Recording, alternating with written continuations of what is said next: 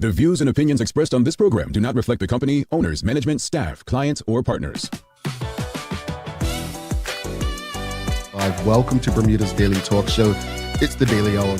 ChatGPT did become the world's most downloaded non-gaming app. Literally the job of everyone in government to address the media and the public. What are your thoughts, audience? What are your thoughts on Zandy Silva as the deputy PLP leader?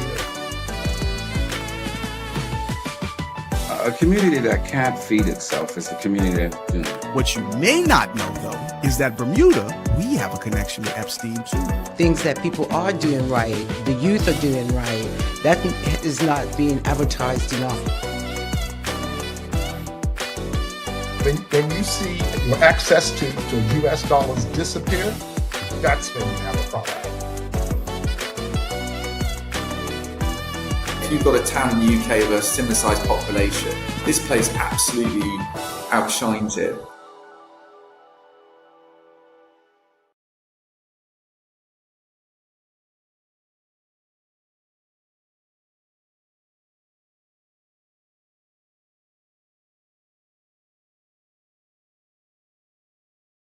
It's Thursday, the 20th day of August, 2026. Welcome to Bermuda's Daily Talk Show. This is the Daily Hour brought to you by the BAC Group of Companies, HSBC Bermuda, Medical House Lindos, People's Pharmacy, and big love to Hot 107.5 for ensuring that we can pump through the radio airwaves with these most important community conversations. I'm Jamal Hartman. How's everyone feeling today? How's everyone feeling out there? It's Friday Junior, as some call it. The day before the end of the traditional work week. Yes, it is that day. Hopefully everyone's feeling good. Hopefully you have had another rewarding and productive week. This August week that we are experiencing. Well, greetings everyone, and thanks for making us part of your daily routine. Now, how does art tell the story of being Bermudian? Well, Shanna and Nahshon Hollis are stopping by to discuss Complementary, their first collaborative exhibition together. Yes, these siblings. It's taking place at Masterworks Museum of Bermuda. Look, folks, I never understood art, but I've always respected it. And I'm really looking forward to really learn how they got to this point. So should be a really good conversation. And even if you're not an art lover, these are young Bermudians doing something for us. Go and experience it. Go and understand it. So really looking forward to it. Also, the Daily Play is a Name That Place today. I think we have one for you. Yeah, we do have one for you. So hopefully you get it. Also, don't forget to subscribe on our website, thedailyhour.com. Follow us on all of our social media channels to stay up to date with all that we have going on. Help us grow beyond the mic as we do our part to continue to improve our community. All right, let's jump right into it, folks. How do we get more parents involved in their children's education? How do we get more parents involved in their children's education? See, yesterday, we had an interesting conversation about whether we should incentivize students for better performance. Quite a few people, both during the show and on the side, brought up the role of parents and guardians. And it made me wonder whether we're focusing on the wrong people. See, after all, children don't raise themselves. If we truly believe education begins at home, then parents and guardians have a role in making sure children are prepared to learn. That doesn't mean teaching mathematics or science or English at home. That's what we have trained educators for. But getting children to school, encouraging them to read, their work, and communicating with teachers should matter. Maybe we need to shift the conversation. Instead of asking whether we should incentivize children to perform better, should we incentivize parents and guardians to become more involved? I know how that sounds. Like, why should we reward parents for doing what they're supposed to do anyway, right? Fair question. But we also have to deal with the world as it is, not simply how we believe it should be. Some parents work multiple jobs. Some are raising children alone. And others have struggled academically themselves and don't necessarily know how to help. So maybe incentives aren't about paying parents to parent. Maybe they're about removing barriers that make it easier for them to be involved. Could employers allow parents time to attend parent-teacher conferences without losing pay? Could families receive educational resources for participating in literacy or academic programs with their children? Maybe there are other incentives we haven't considered. To be fair, this goes beyond parents, teachers, and students. What role does corporate Bermuda play? What about community organizations, sports clubs, and churches? We all say we want better for Bermuda. We want a better Bermuda. We want less crime, a stronger workforce, and more Bermudians prepared to take advantage of opportunities. But how do we get there if we're not on the same page when it comes to educating our young people? We can reform schools. We can change curriculums, build new buildings, and introduce new programs. But if what happens inside the classroom isn't supported at home and throughout the community, are we really giving our children the best opportunity to succeed? Maybe the incentive isn't a check. Maybe it's about creating a system where parents, students, educators, employers, and the wider community all have something invested in the success of our young people. Because when a child succeeds, Bermuda benefits. When too many children fall behind, Bermuda eventually pays the price. So you see the question of the morning, audience. How do we get parents more involved in their children's education? Should we incentivize them? Think about that. We'll come back after this break and we'll get into the conversation, and I'll put the poll question up for the day as well. Stick with us. People's ACW, located at King Edward VII Memorial Hospital, carries over-the-counter medicines, toys, cards, and even toiletries. Our knowledgeable staff are there whether you're at emergency, visiting family, or a member of BHB staff, to show you our best even when you're feeling your worst. People's ACW, we're here for you.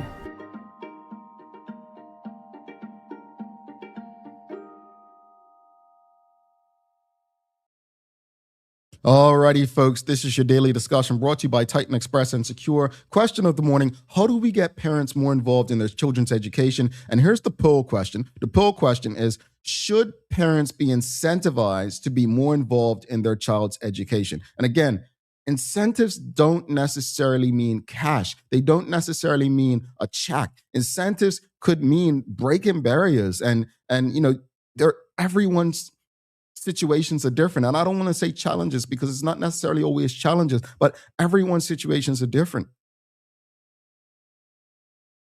And from the outside looking in, it always looks easier. But what are your thoughts? What are your thoughts? How do we get more parents more involved in their child's education? Like what? This is not, we hear education reform. We hear the education system is failing, and it's failing our young people and our educators. But much of this starts at home. How do we fix it? How do we fix a system that so many of us believe is failing? Again, yesterday we talked about incentivizing children for their performance, improving their performance in the classroom. And this is on the back of Detroit public schools creating a system last year, which they're extending, which pays children for attendance. From the outside looking in, that's ridiculous to me. And I know you all are probably saying, incentivizing children and parents, that's ridiculous talk, Jamel. But like Detroit is trying to meet people where they are, I think we also need to adapt and try to meet people where they are. But let's be honest. If we can say that parents should be prosecuted when their children do wrong, then maybe on the flip side, they should be rewarded when their children do well. No, folks, again, I know this is you're probably rolling your eyes. You're like children, why should parents be rewarded for doing what they're supposed to do? Why should there be incentives for them doing what they're supposed to do, raising their children? Like, that's ridiculous talk, Jamal. I get it. I really, really do get you. But times have changed. And I know we have a lot of educators who tune into this show. I'm going to answer the poll. Should parents be incentivized to be more involved in their child's education? It's tough for me to answer this, but I'm going to say no. Honestly, I want to say yes. I want to say yes, folks. I do. I absolutely want to say yes. But folks, if you're answering the poll, you just press 1 or you press 2. You can't say yes and then right, but press 1 or 2 for the poll. But I want to say yes because everyone's circumstances are different. But the reason I'm saying no, now let me explain it. Don't jump down my throat yet. I'll get to the audience in a second. Don't jump down my throat. The reason I'm saying no is because before a child becomes a student, 2 adults had to make a decision. Unless it was through force and illegal action. They made a decision. Understanding that from that decision, there could be consequences. A child should never be a consequence. It should be a blessing. But I'm saying that because at the end of the day, when you make that decision, you know what the results can be. And it's your job for the next 18 years to be responsible and take accountability for the actions that you knew in which the result could be. So that's why I say number 2. I say no, parents shouldn't be incentivized. The incentive should be knowing that you're raising somebody who will be a great, productive citizen in the place you love and call home. Let's go to the comments. How do we get parents more involved in their children's education? And the poll question, folks, should parents be incentivized to be more involved in their child's education? Richard Scott says, as a parent, I have a responsibility to be involved in my children's complete development. I don't agree to incentivize an involvement in a child's education. This is part of being a parent. No disagreement from me, Richard Scott. No disagreement from me. And I think that goes along the lines, that's aligned with what I was saying. And again, I disagree with most of you yesterday where I felt like children should be incentivized, not necessarily through cash, but it's tough with parents. Now, again, understanding that every situation is different. Some parents face hard times, right? And hard times are not always of their own doing. You know, they're not always of their own doing. Michelle White says, yes, but I wouldn't use the word incentive. Supported is a more appropriate word. There is no book on good parenting. I don't think this, so I would use the word incentive, and I'll tell you why. Until we have to understand what incentive means. Incentive doesn't mean cash. Incentive doesn't mean, a reward that's financial. Incentive could mean, as I mentioned during my opening, working with that person's employer, like maybe schools working with employers saying, look, we are really trying to ensure that parents have a, better relationship with the school and their child's education. Are you able to at least once per quarter? I don't know how often PTA meetings are, or parent-teacher conferences, whatever they call them now. But that's what we mean by incentive. Support it, yeah, but I think the word incentive strategically from a sales perspective could get more buy-in from parents. Support it, maybe from their employers. Dr. Anthony Richardson says, there are a number of parents who have failed to finish high school. Use the incentives associated with helping these parents complete their high school education and the onward incentives of good paying jobs. That's a good point, because as I mentioned in my opening, I said some parents had academic challenges themselves. So maybe an incentive is helping the parents understand what the children need to understand, right? Like, let's be honest. Thankfully, I had a mother who kind of could help me with homework, even though I always kind of tell fibs that I didn't have any. Right now, I don't know if children still get homework today, by the way. Let me know if they do. Do children still get homework? But in terms of that, you can't expect someone who was not an academic to help children with their academics. So maybe that's something. I think that's a great suggestion of Dr. Anthony Richardson. Dorian says, this is a tough question. Times have changed. Kids are no longer educated at home. Today's parents rely on the education system to raise their children. And maybe that's part of the problem. Maybe that is the problem. Because think about it, folks. And this is not to make excuses for the government, the Ministry of Education, the Minister of Education. But when I look at the comments and the heat that they take, all I see is a lack of accountability throughout our community. I think it was Ajala Amadele, formerly Junior Birchall, used to say it all the time. Because I believe he homeschooled his children. But it's like, education is the responsibility of parents, not teachers. Let me make sure I'm not quoting him. He said it's not the sole responsibility of teachers. It starts at home with the parents. It's not the sole responsibility of teachers. I agree. Teachers are the specialists. They're the specialists. We've got Karen Edward Simmons says, many parents are willing and wanting to support their children through their school, but some employers are not supportive and in some cases punitive towards parents attending meetings, trainings. It's sickening and against the law to prohibit. That's why I mentioned exactly. That's why I mentioned part of the incentives, maybe working with employers to ensure that these parents can be there. Folks, remember what I said at the end this morning. When a child succeeds, Bermuda benefits. When too many children fall behind, Bermuda eventually pays the price. I think you'd all agree with me today if I said Bermuda is paying a hefty price. For one, not supporting our educators, and two, not facing the problems of today. Traveling Trotty said many schools in Bermuda offer raffle dinners and other incentives to attend PTAs. I don't believe this has resulted in an increase of parents attending. Well, that's a shame. Because, to be honest, going back to what Richard Scott said, shouldn't need to be an incentive. These are your children. It's your responsibility.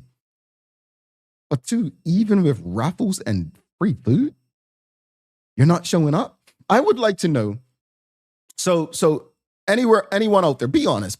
I'm not judging anyone. I don't. And when I say I'm not judging, I really want to understand. I don't disagree with people because I want to argue. I do it because I truly believe in where I stand at the time. My mind can be changed. But I want to understand something. Are you a parent or a guardian who does not attend PTA meetings or parent-teacher conferences? And if you're not, just why? Because I think understanding why you're not involved gives us a better understanding. Now, there are some parents who maybe they are not allowed to be around the other parent. I don't know. And the other parent may go. I'm not making excuses. I'm just trying to put everything out there. Don't forget to answer the poll, folks. Should parents be incentivized to be more involved in their child's education? 1 for yes, 2 for no. My goodness. Not many people saying yes today. And I get it. Michelle White says support can also be in the form of educating parents and particularly prospective parents. We can only change the trajectory by changing the mindset. This takes support. Support's great, but let's be honest, Michelle. It needs to be sold as an incentive. Nobody's going just go to do it, especially if they don't understand that it's going to benefit them. They don't think it's going to benefit. They're like, look, I've got to make my money. Let's call it what it is. There are people who work 2 and 3 jobs and they still don't make as much as many people who have 1 job. Some of these people who are working multiple jobs are the uninvolved parents we're talking about because they feel like they are doing their part by working to provide financially for their child. And that's where I sympathize a bit. Folks, this is your daily discussion brought to you by Titan Express and Secure. How do we get more parents involved in their children's education? Charles H. Jefferson II, he says, I think we forget that some parents don't know how to parent. I do think some sort of feedback or parent report card could be helpful to let them know what is expected and beneficial for the child. Yeah, there's no book on it, right? I did ask, do they still give homework to children? And Traveling Charlie says there are some schools that don't give homework. My goodness, why couldn't I experience that? Man, I got homework every night and from multiple classes. That was ridiculous. Actually, I should file a suit against that. I was supposed to be home enjoying being outside with my friends and stuff. I'm being dead serious right now, by the way. I'm serious. I do. I do believe. I was never a fan of homework. I'm still not a fan of homework. I'm not. I'm the same. So let me tell you why, and you'll go and disagree, and it's fine. The reason I'm not a fan of homework is the same reason I don't believe people should take work home. And we can go deeper another show, but I'm not a fan of homework because I don't believe that people, if you have your job, leave that stuff at work. Don't take that home. Judith Welch says there are a lot of parents who need skills in being able to help their children. Parenting classes can help. That's an incentive. Or support, as our good friend Michelle says. Shika Rana says, even if parents are highly academic, the way basic things are taught in school is vastly different. Multiplication, addition. Yes, things have changed. And we have to adapt. Thank you all for acknowledging that. Things have changed. Things have changed. Dr. Anthony Richardson says, I'm generally against incentives. Government incentives may force greater involvement of the government in the lives of the people, resulting in the government raising our children when it's the role of the parent to do so. Mr. Larry Marshall Sr. used to always say this. And people would argue in support of conscription and saying, young men need discipline, this and that. And he would always say, it is not the role or responsibility of the government to raise your children. And people never had a comeback for that. They never had a comeback for that.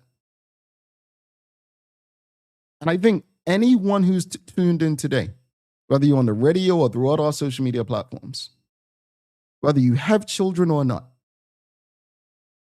it's important to understand that it's your responsibility and no one else's. Unless for some circumstance happens where you're unable physically, mentally, or emotionally. It is your responsibility, not the government's, not the teachers, not the football coach. It's your responsibility. The other things are bonus. Some of you may not like that. Helen Leigh Painter says it's all about accountability. We as a community make excuses for parenting issues and fail to address these through strategic and intentional parenting training or support. Absolutely. I agree.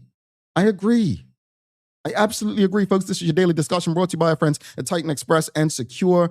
We've got Tyra Simmons. You all are in this combo. In my opinion, some parents are struggling in many areas. For some, the last thing they want to do is attend a PTA, especially if they depend on the bus or have more than one child at different schools, and most are single parents. Incentives and support. I'm going to use Michelle White's word, support. Because again, this goes back to everyone is coming from different situations. And I sympathize with that. A parent who, for instance, they live up the West End, they work up the West End, but their child attends a central school, the Berkeley or Cedar Bridge, right? That's a challenge. What's the incentive? Is the incentive to say, you know what? The Berkeley and Cedar Bridge, we're going to have meetings for parents in the West End or East End to accommodate them. That's something that can easily work, right?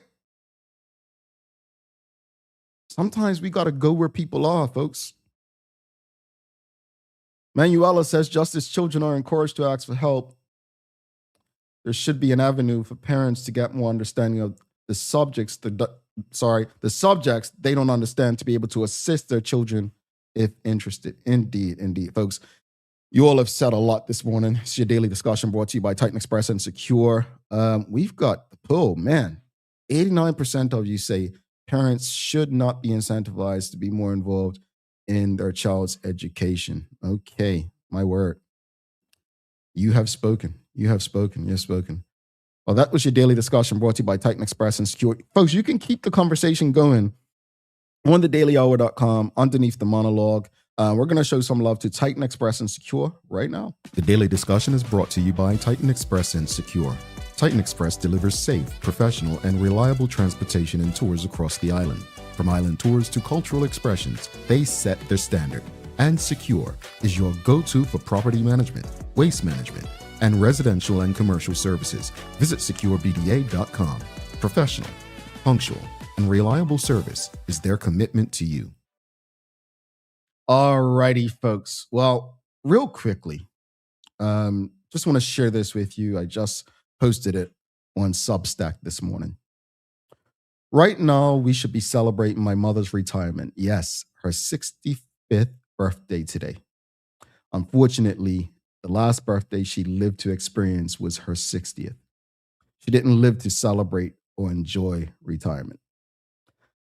All my life, my mother worked so hard to take care of her family, to provide, and to ensure that she gave her children the best opportunity to be productive and successful people in society.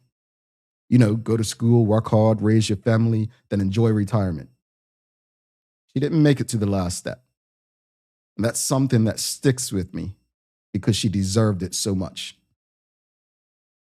My mother's story isn't unique. Some years earlier, I was living just outside of Boston. My close friend and now business partner's father became ill in Bermuda and was flown to Boston for emergency medical treatment. While by his bedside, her sister shared that he only wanted to work a few more years before going to enjoy his retirement. He, like my mother, also worked very hard, often multiple jobs, and like my mother, didn't live to enjoy his retirement. Seeing people you love who work so hard to provide for you and ensure you had the best opportunity to be successful in life, not live long enough to see the fruits of their labor is tough. But realizing that they worked so hard yet never got to relax and enjoy life after all they put into it is even tougher. If there's a light at the end of the tunnel, both my business partner and myself have been with our company full-time since 2025 and 2024, respectively. I often remind people that working for our own company isn't about money. It's about being able to own our time so that while we work, we can enjoy the lives that our parents worked so hard to ensure we could have. On this birthday, which would have been marked my mother's retirement, my gift to her is that I will continue to work hard, take care of my family, give what I'm able to the community, but also take time to enjoy the life I have left to live. And though I'd rather have my mother here celebrating her birthday and contribution to the workforce, I'm thankful for the lessons, the memories, and the love. Happy birthday, my dear. Hope I'm making you proud. Alrighty, folks. My mother would have been 65 today. All right, days of the year.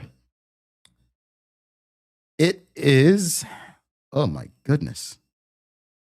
It's National Radio Day, but it's Bacon Lovers Day. Bacon. Bacon. I want to ask you all real quickly. Do you eat bacon? And what do you eat bacon with? Like bacon. I didn't think people still ate bacon. I'm joking. What do you eat bacon on? No, there's a person in the audience who says they love those vegan burgers with real bacon. And I'm like, is that not an oxymoron? I'm not calling any names. But there's a person out there who loves bacon on their vegan burgers. Yeah. Well, Anika The Shield says, breakfast on a burger. Oh, folks, it's also, real quickly, before we go to break, because we've got our very special guest coming up, it's International Hawaiian Pizza Day. So I just got to ask you, does pineapple belong on pizza? Yes or no? Does pineapple belong on pizza? Does pineapple belong on pizza? Shonette Sumner says, your Substack is spot on, and this is why I do the retirement reality forums to help people understand how to live to enjoy. Just as you shared, may your mom continue to rest in peace. Indeed. Thank you so much, Shonette. We've got Charles H. Jefferson II says, happy birthday, Mama Hartman. Your son is making you and many others proud. Appreciate you, Brother Charles. My sister says, Leroya, she says, grateful for the 60 years we had with Darlene Hartman. That's Mama there. That's Mama. All right, folks. Thank you, Suzanne. Suzanne Ingham says, happy 60th birthday. I'm having Jamal's mommy. He talks about you every day. I know you'd be so proud of him. He's a real gem. Oh, she'd appreciate that. Thank you. All right. So bacon lovers, we've got, yes, turkey bacon. Well, I used to eat turkey bacon, but people got on me. They said, that's not real bacon. What is that? But Dorian eats bacon. Traveling Trotty eats bacon. Well, they answered the pineapple thing. We've got Karen Edward Simmons says, yes, pineapple belongs on pizza, not on my pizza, says Jewel Eve. Adeline says, loves bacon. Pineapple, absolutely yes on pizza. Yes for the Hawaiian pizza. I may have that for lunch. Okay, all right. We've got Miss Alan Kate Horton says, bacon and peanut butter on raisin toast is the best. Okay, all right. Yes, pineapple belongs on pizza, says Janet Smith. Kathy Sumner says, yes to pineapple on pizza with ham and onions. No pineapple on pizza, Michelle White.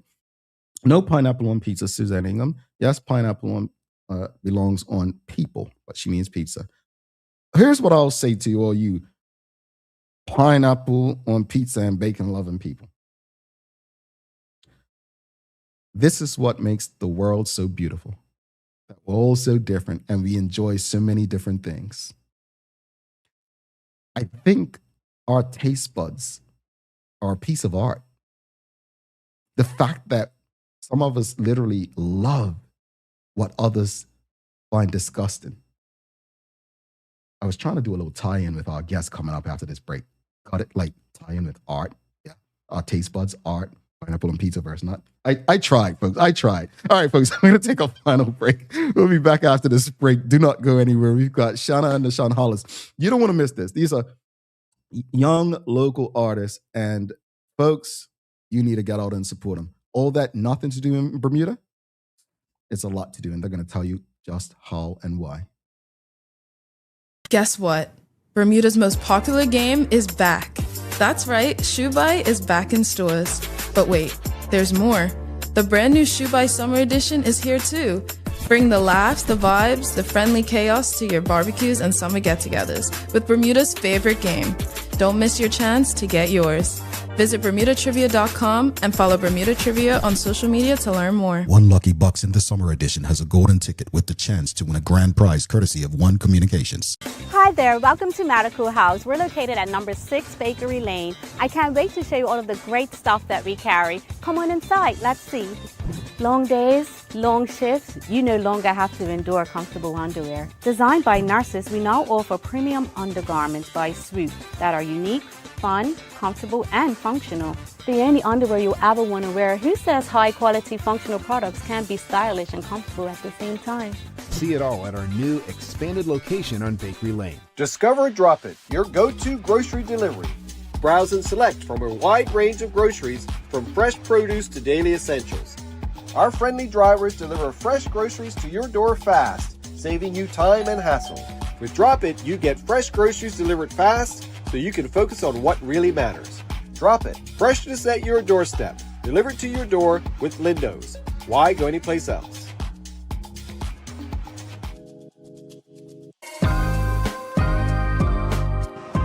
Ace boy, I see you got your U.S. cash.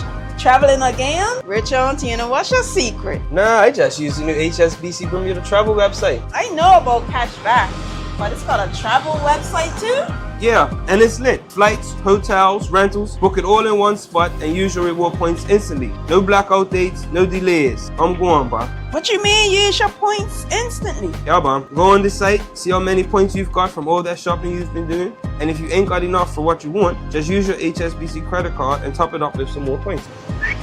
Okay, spend the points, stack some more. I see, I'm got you now. I know, right? Log on to redeem.hsbc.bm. Book your travel deal. Pay with your points. No blackout dates. Easy and hassle-free. Visit redeem.hsbc.bm and get going. HSBC, opening up a world of opportunity. HSBC is licensed to conduct banking and investment business by the Bermuda Monetary Authority.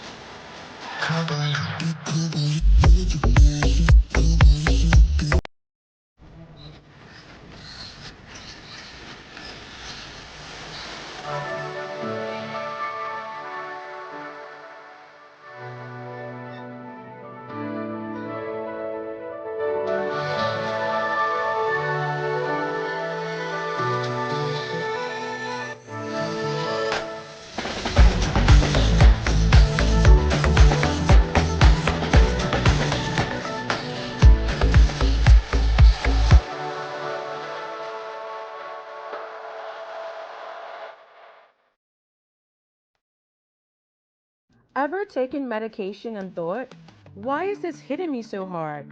Or why isn't this doing anything at all? Here's something you may not know. Your body processes medication the same way it needs to process food, using enzymes. And these enzymes metabolize medication so it can be converted into its useful form or removed from your body. Pharmacogenetics looks at how your DNA influences the way your body metabolizes or breaks down medications. It helps explain why a drug that works well for one person causes side effects in another and barely works at all for someone else.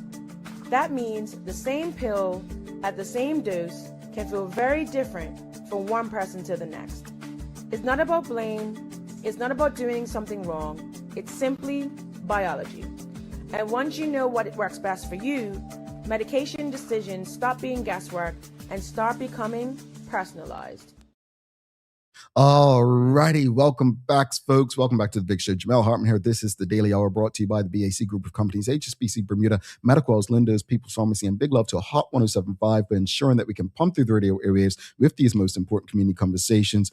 Folks, do not forget to subscribe on our website, thedailyhour.com. Follow us on all of our social media channels to stay up to date with all that we have going on. Help us grow beyond the mic as we do our part to continue to improve our community. Folks, real quickly, if you notice, I'm doing this a lot. So I've been fasting mornings. I don't drink water or eat until literally 12 o'clock days. I've been doing that.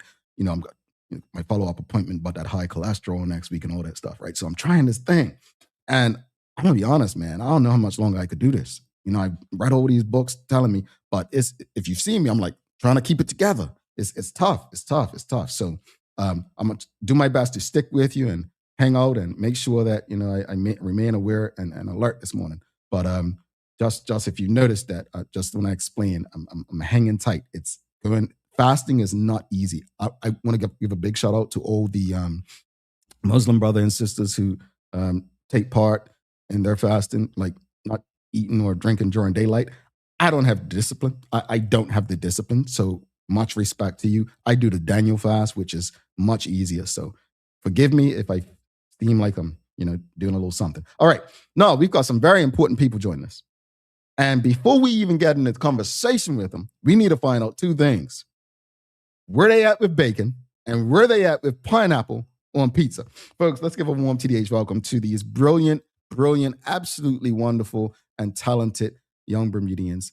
They are the Hollis siblings, Nahshon and Shanna. Greetings, folks.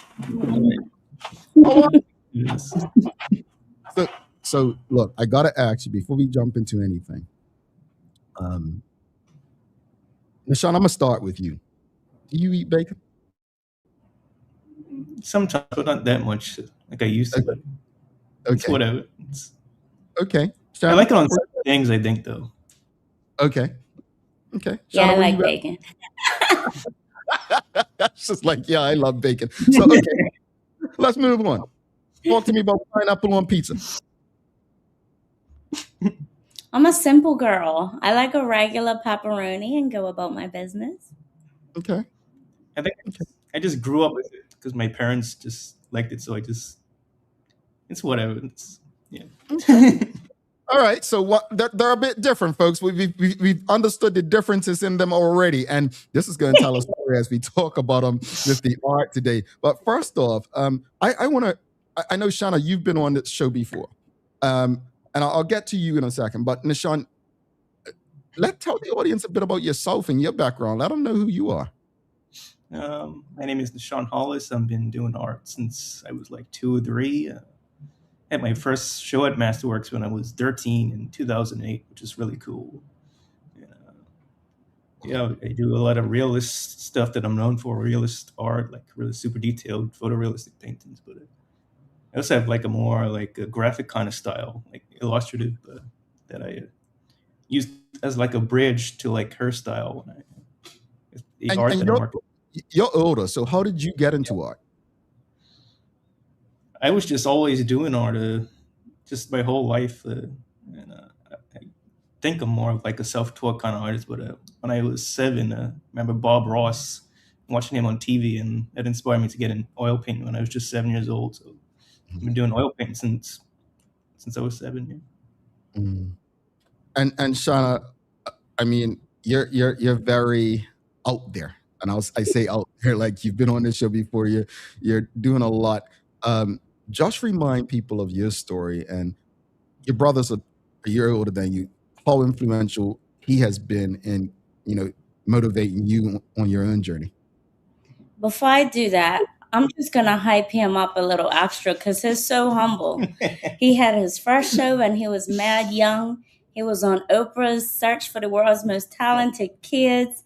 He was Best of Bermuda Visual Arts winner, Charming Prize winner. Like, this man is doing things. He's just quiet about it, but he's doing things. But I would say, yeah, my brother was a huge influence on starting my art journey. Growing up, I always saw him creating and making paintings.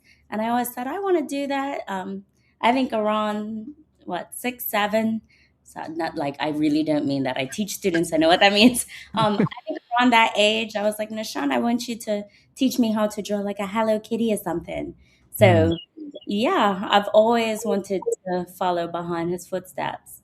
Indeed. And I like this. Anika DeShield says, I was at his first show with my stepfather, who was his art teacher, who always said he was naturally talented. I love that. I absolutely love that. And that means, Anika, you can go to the show that we're going to be talking about today to see how they've evolved, right? But Complementary is the first exhibition you've created alongside one another. What inspired the two of you to finally collaborate, and why was now the right time? It's just for a while, I just wanted to do an art show with my sister ever since she became like this big force in the art community in Bermuda. So Jasmine Lee, the curator of Masterworks, reached out to me to have a show, and I was like, yeah. She just wanted my stuff at first, but I was like, yeah, could I have my sister? So now we're here. But yeah, I've always wanted to create with Nahshon as well. I said somewhere along this lifetime, we'll have to do a sibling group show. And in this busy season of a lifetime, we decided to do it. So it's great. It's great. Now, you grew up in the same household and you shared many of the same experiences, yet you developed very different artistic styles. What do you think shaped those differences, and how do they come together in this exhibition? Well, I would say growing up, I think, of course, I love my brother's work, and I was in awe of like his hyperrealism and the things that he could do with a paintbrush. I think also around me, it was like landscapes and things of that nature, a lot of still lifes, impressionism. I think what inspired me when I was first introduced to pop art, I think in its full form, my teacher at the time was Fiona Murdoch at Saltis Grammar School. She's now the director at Masterworks, which is a fun coincidence. But she introduced me to pop art, and one it was how it exposed people to art without being too expensive. Like art was accessible for everyone. So I think I love the commercialism aspect of it. Like it was something that people could get, that could be reproduced, that could respond to the times in a timely manner. So I would say I was excited to the bright, the boldness, the loudness, the disruption, I think, of pop art. How about you, Nahshon? Like, what do you? I mean, you came up in the same household. Obviously, you started doing it first, but seeing that your sister's an artist, but so different from you, like, what do you think shaped those experiences from your perspective to both to the outside world? Art is art, right? But for you guys, it's completely different forms. Yeah, it's crazy because for the longest while she wasn't like that big in art, and in high school that's when she got really into it.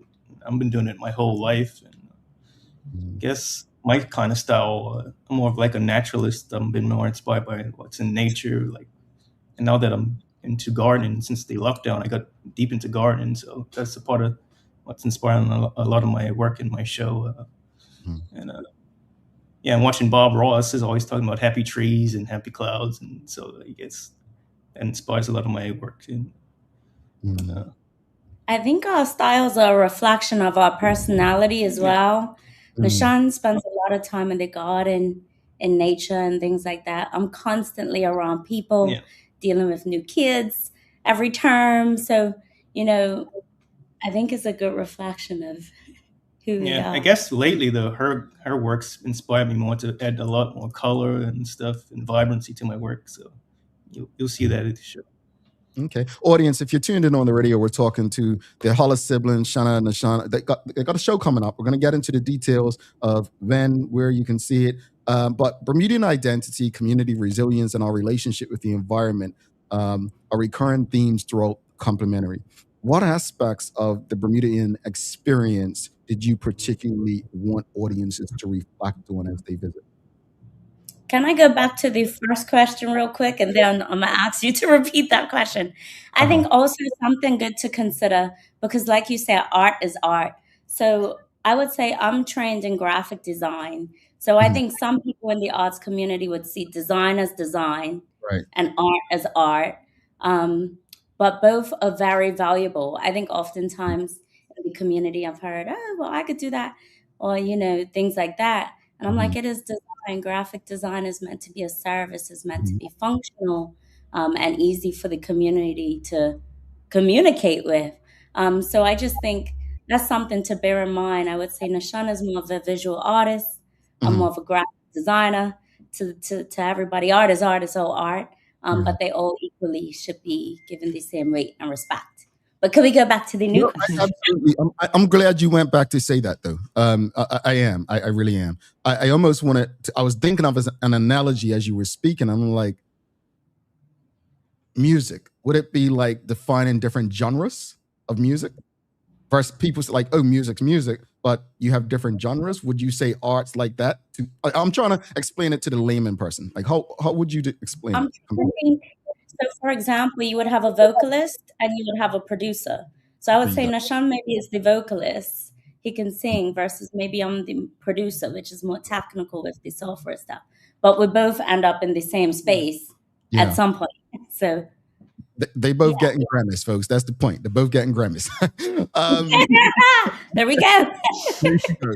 But no, to repeat the other question, Bermudian identity, community resilience, and our relationship with the environment are recurring themes throughout Complementary. What aspects of the Bermudian experience did you particularly want audiences to reflect on? A lot of my work is centered around like my garden and the comfort I find in that. Like when the lockdowns and the pandemic were happening, that's when I got really big into gardening and stuff, and that actually helped me get back into my art, because I wasn't really doing that great mentally, and so gardening and all the great things that come from that like really helped me to find my way back into doing a lot of art and while I wasn't doing that much more art, my sister became this massive, like, kind of celebrity on the island with her artwork, and so yeah, that's pretty cool.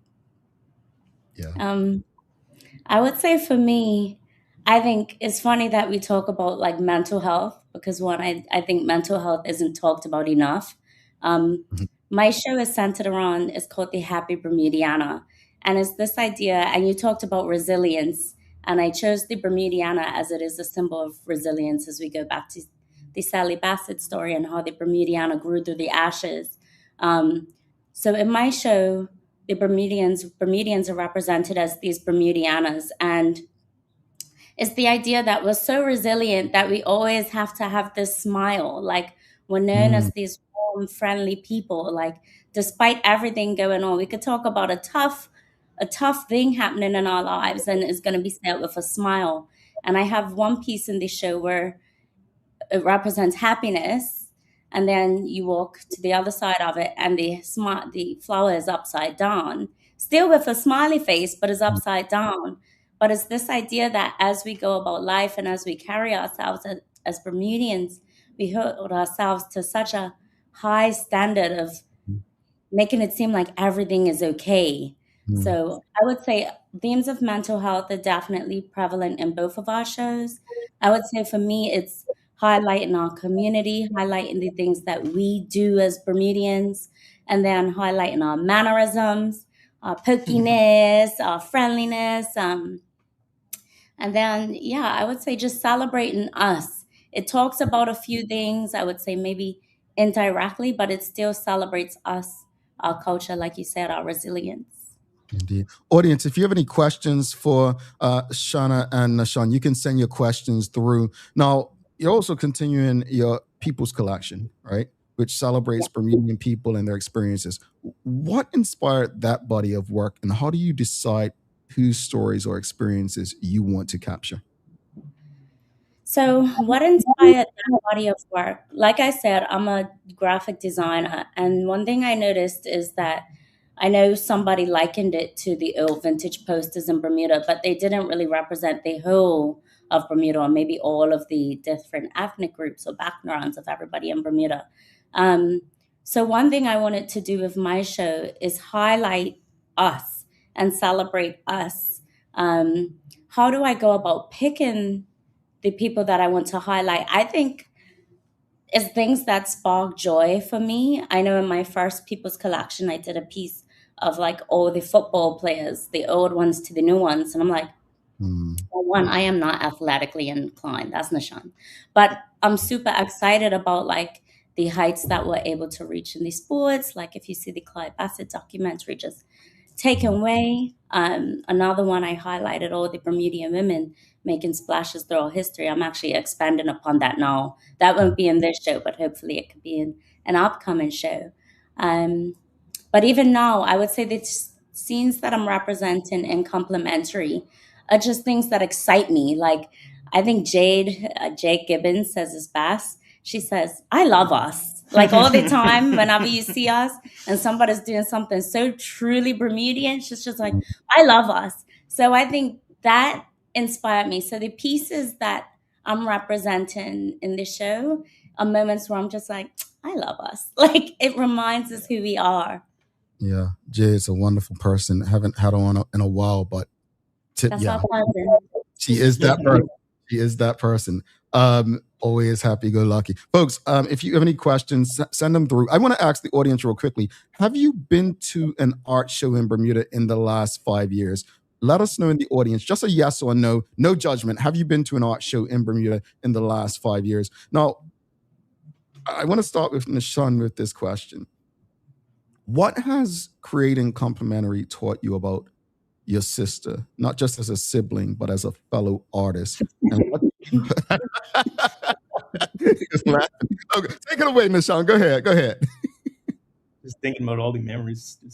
She's a really crazy, hard-working, defiant person, and she gets it done through blood, sweat, and tears, and I can just see, just by the two of you here this morning, your personality is like, Shanna, y'all and he's just so laid back. And the balance, it's like my sisters and I. My sisters have no interest in politics or sports, anything I like. Like they are all very different. And I'm just realizing that's how my life is. Most of my friends are very different from me, but it's, there's still that love, there's still that connection through the things that we do enjoy. And what you two have in common is your love for art. But Shanna, same question to you. What has this experience, Complementary, taught you about your brother beyond just being siblings, but as an artist? I would say it has shown me his selflessness and his nurturing side towards me. I know in times I'm like, I'm losing it. And he'll pop down across the street to Champs and like grab some snacks or drinks or something for me, or even if I'm doing a piece and I'm struggling with a colorway, or I'm like, is this nice? Like, despite it all, his circling back to make sure I'm okay. But it has always been that way. Even when I was born, it was always like making sure I was okay, which is sweet. Nice. I got a question for you from the audience, and this was about, you mentioned it, graphic art, graphic designer, but Michael Dennis is asking, how would you define graphic art? So I would say, well, graphic design, graphic art, it's usually about communicating messages to an audience effectively. So usually when you think about graphic design or creating a service or branding for somebody, you're usually creating the logo, creating the identity. So you're creating the language that they want to put out. So for example, if you're creating a poster for an event and you cannot read it, it is not a successful design. Or if you're creating branding for a company and it doesn't reflect any of their values, it isn't a successful design. So I would say graphic arts is usually always about communicating a message, communicating it effectively, and make sure you're doing it in the most successful way possible. Indeed. I got another question from the audience, a bit personal. Shonette Sumner says, clearly your parents have done a great job raising you both. Where did you attend school in Bermuda, and who are your parents? That's the most Bermudian thing ever. Who's your people? Who's your people? Shout out to Aisha's poem, Who's Your People? So our parents are hardworking individuals, which I think is where we get the work ethic from. This whole house works with our hands. My mama is Nahshon Hollis. She was Sean Perry. She's a hairdresser. My daddy, O'Neill Hollis, owns Brothers Enterprises, which is a painting and contracting company. He's from the Bay Hollises, so I'll just drop the Bay Hollis link there. My mama's St. George's family. Go St. George's. They worked extremely hard. So you have painting company, hairdresser. We went to Elliott Primary School. And shout out to Mr. Smith, Trevor Smith, rest his soul. He kind of took both of us under his wing to make sure that we did what we have to do. And then after that, we both attended middle school and high school at Salters Grammar School. And I would say we had Mr. Masters and we had Miss Murdoch. They're kind of coaching us along. And then after Salters, we went to Maryland Institute College of Art in Baltimore. And that was fun times. I've got to ask you guys this, because there are so many people in my generation and people who came after me who they wanted to major in theater or art or music or dance. And not only were their parents not supportive, but like they would go and like speak with people in different areas. Oh no, you need to study accounting or international business or tourism. But your parents and your community supported you both in this space. How important was that for your development? Or did they? Yeah, my parents always been like super supportive. Like all the materials and stuff since I was like 2 or 3, just it's pretty crazy and just not normal. Yeah. I think my daddy always said, because when it got time to like applying for colleges, he's like, look her. It's like, choose what you want to do, but whatever you do, just be the best at it. So I think we always had that running through our head, even when we was like in class, like, and you just talked about incentivizing parents. I'm thinking about incentivizing children, like, I don't know, whether it be a treat or something. it was always like, do good, do good, do good. But then when it got down to like our careers, it's like, do what you want to do, but just make sure you're the best at it. So We've got some more questions. We've got Charles H. Jeffs II. He says, are you all critical of each other's work, whether that's being complimentary or brutally honest if you don't play the piece? Oh boy. Honestly, I'm gonna go first with this. I think we critique each other in a good way. So for example, Nahshon's work is super high realistic, detailed. And sometimes I get nervous because I'm like, oh my God, I don't want to tell him, because whatever, like a small change can become like a week-long deal. But I think to me, and this goes for the arts in general, it's better to tell the truth because it would inspire someone to grow.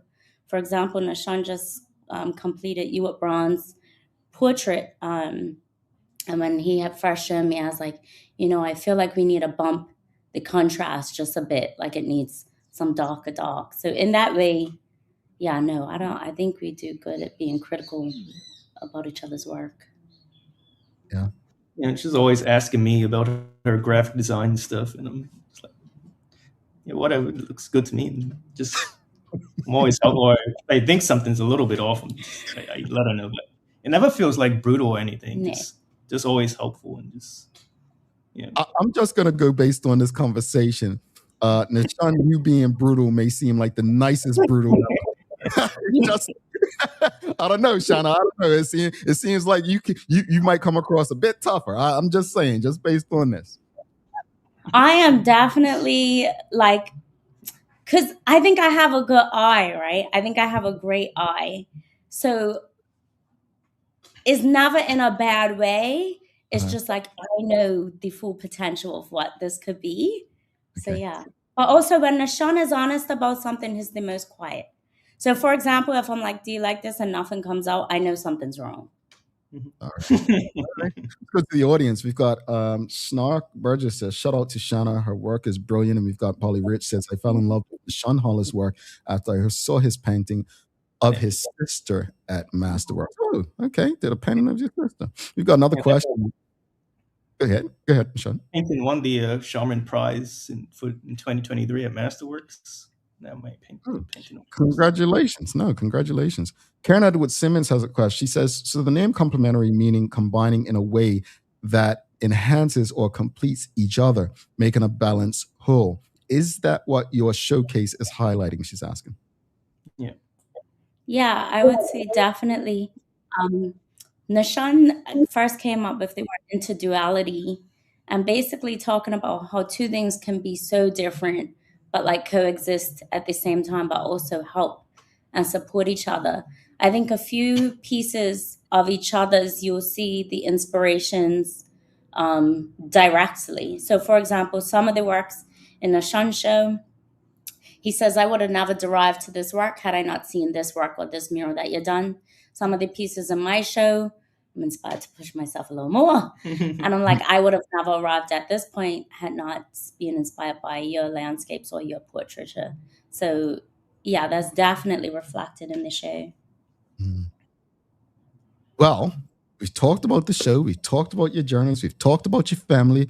But the people need to know, where's the show? When does the show take place? How can they, be a part of it? It's at Masterworks at 5:30 to 7 p.m. And, Friday. This Friday. Masterworks, Rick Ferris Gallery, 5:30 to 7. Be there. We also have another opening. So we know a lot of people are traveling right now, but we want to give everybody the opportunity to enjoy the reception the same. We're going to do a second opening October 2nd. The show comes down October 3rd, so October 2nd, where I'm going to be dropping some exclusive things that evening. So I would say keep an eye out. We also have our artist talks and workshops that are around the show. So keep an eye out on the Masterworks page, their Instagram, and their website, just to keep up to date with what's happening about the show. All right. One more question before you head out from the audience. Damon Hollis is asking, what effect is AI having on your authenticity as a graphic artist? Yeah, that's a good one. So AI is definitely changing so much. So for example, even just what I'm able to offer clients, because basically our clients they can do so much on their own now. So I would say one way that it's changed my practice is I would create something for my clients, for example, a brand identity, and then I would set it off to them to be able to use on Canva or things like that. I think just overall in the arts is making it a little bit difficult. In some ways, it's useful. In some ways, it's difficult. Um, I think being able to be an artist or a designer, whatever, is you having the chance to show your authentic experience, your authentic creation, coming from your authentic physical being. So I think given that, I would say, what is that word? Like that is it's a good thing. Like it's a big, huge deal to be able to do that. So giving some of that away to something else, I don't know. But in other times, for example, when I'm doing a mural, I create digitally on screen. And then if it gets down to I need to make sure the colors on my screen match the color on the wall. Some paint companies have these great things where you upload your photo and you could pick specifically the color. So I think it can be used as a tool to make sure that you are putting what you want in your head out there to the world, but it shouldn't be used as a crutch. I want to stick on that real quickly. Is there a point where you believe artists will start utilizing AI more to help them? Like I said, I think different things are happening in the world, in the community, and I think artists have different ideas or degrees of whether they agree or disagree or something. Like I said, for example, as a designer, using my laptop as a tool, I think about past graphic designers before me who had to put something in a frame grid and space it out with little blocks to do printing, or basically how they used to do newspapers. You'd have to put spaces in between each letter. I think just as every revolution or everything evolves, our tools are going to become more efficient towards us. So, for example, using the AI goggles to sketch out a mural really quickly, or, like I said, if we're using these things, I think is to be mindful to use them as tools, just like using a screwdriver or a paintbrush, but not to use it to be a creative license, which is your brain, which is the thing that is happening upstairs. Yeah. No, I appreciate that. And we're not going to share it today, but I'm just going to brag that after Shanna's last appearance on the Daily Hour, I think it was back in March, we've been partnering on something pretty big. And I really can't wait till she shares her work on that. I actually just got a sample in hand. And it was that conversation that I was like, yo, I want to work with him. I love what she does. I'm not a person who really understands art, but I respect it. I respect it big time. Before you both head out, please share. Before you leave that, though, I just want to say thank you to Jamal for roping me in on your project, because it also allowed me to show a young student from Kaleidoscope Arts Foundation. Just want to shout out to Kaleidoscope Arts Foundation. It helped me to show a student possibilities in the arts world, career opportunities. So thank you, Jamal, for creating an experience that I could then facilitate an experience. No worries. And I look forward to you sharing that. I'm thankful that you accept it. But before you both head out, please share with people who may not be able to make the showcase tomorrow, but may come in October. How can they keep up with you via social media, or do you have a newsletter, or how can they keep in touch with you and support your work throughout? So you can follow me on Shanna Hollis Designs on Instagram. That's SHANNA, 2 N's, Shanna Hollis Designs. My website is www.shannahollis.com. If you do need to email, it's info@shannahollis.com. But I would say I post most of my things to Instagram. So if you want to look, Shanna Hollis Designs. I post mainly on Instagram too. You could follow Nahshon Hollis or Nahshon Hollis Art. Nahshon Hollis. All And I right. have a website, NahshonHollis.com. One last question from the audience. I promise I'm gonna let you go. I know you got things to do, but we've got one. This is a good question. Carmi was created to encourage. Says my son is an anime artist and is self-taught. Could you give him some advice? Well, I guess I consider myself pretty self-taught. I guess what I did was I just kept creating and just tried to keep getting better and better. After each piece, I just tried to make better than the last one. Just keep at it, and it's really helpful to have supportive parents and community and stuff. But yeah. From an art teacher background, I would say just create as much as possible all the time. But I would say also as an anime artist, I would encourage them to explore different mediums, specifically 3D mediums, maybe like clay or sculpture. Because once you got a grip on 3D, it helps you to know how to better, I would say, do your proportions or things like that when you're doing your figures for your anime. But yeah, explore mediums, just keep doing it all the time. Thank you both. Honestly, thank you for taking the time. I wish you nothing but success tomorrow. And the second date is October 2nd? Yes. October 2nd. So tomorrow, Masterworks, what time? 5:30 to 7. Folks, instead of going happy hour, go check them out. No, you can go happy hour after. It ends early enough. Don't worry. There you go. There you go. All right, go check them out. Then you go to happy hour. Be safe. Thank you both and all the best. We'll be in touch. Talk soon. Bye. Thank you. All right, folks. That was Shanna and Nahshon Hollis. If you appreciated that conversation, make sure you share it. Make sure you give us a thumbs up. Love. Hey, there's some talented siblings, folks. Do not go anywhere. We're going to take our final break. When we come back, I've got a daily play for you, and we'll wrap it up. Stick with us. Children love to play and have fun, and they love gifts even more, especially ones that they can enjoy and learn from.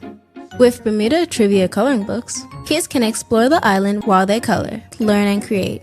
The perfect activity for fun and learning together. Available now. Visit BermudaTrivia.com and follow Bermuda Trivia on your favorite social media platforms to learn more.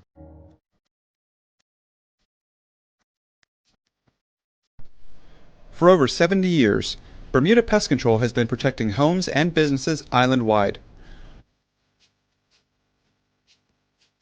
We offer a full suite of services, including rodent control, termite fumigation, and general insect control and maintenance. Our team of experts will quickly and efficiently eliminate any pest problem you may have. With Bermuda Pest Control, you can enjoy a pest-free home in no time. We're committed to providing fast, reliable, and solution-driven services for our customers. It's what we've been doing since 1952. Call Bermuda Pest Control today and say goodbye to pests for good.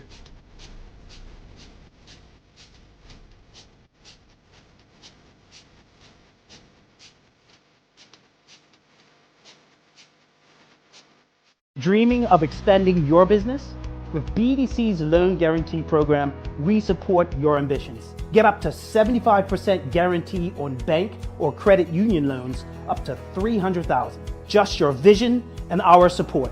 Apply today and unlock new business opportunities. BDC, Bermuda Business starts here. Life moves fast, and so can the unexpected. When you insure your home, you need to know that your insurance company has your back. At Friesenbrook, let one of our friendly and professional agents give you that peace of mind. Because when you are covered, you are confident. Call us at 296-3600 or visit friesenbrook.bm to learn more. Sometimes, all we need is to relax. Take our minds away from it all. A midday break from the busy day. And just a little time to ourselves. Relax. Take a break. And unwind with Bermuda Trivia's crossword puzzle book. Available now across Bermuda. Visit BermudaTrivia.com and follow Bermuda Trivia on your favorite social media platforms to learn more. Alrighty, welcome back. Thanks again to Shanna and Nahshon Hollis for that conversation, folks. Again, if you appreciate it, make sure you share it. Make sure you give us a love, like, follow, share it with your friends, family, your colleagues. We want to support Bermudians in doing what they're doing, creating things so that we can enjoy. Alrighty, folks, I want to give a shout out and big thanks and send gratitude to the BAC group of companies, HSBC, Bermuda Medical House, Linda's, People's Pharmacy, and big love to Hot 1075 for ensuring that we can pump through the radio airwaves with these most important community conversations. It's time for the Daily Play, brought to you by Bermuda Trivia, now available at stores throughout Bermuda. Follow Bermuda Trivia on Facebook, Instagram, Twitter, X, TikTok to find out why it's Bermuda's favorite trivia game. All right, are you ready? It is a name that place. I'm ashamed to say I didn't know the answer to this question, but audience, here it is. What is the capital of Wisconsin?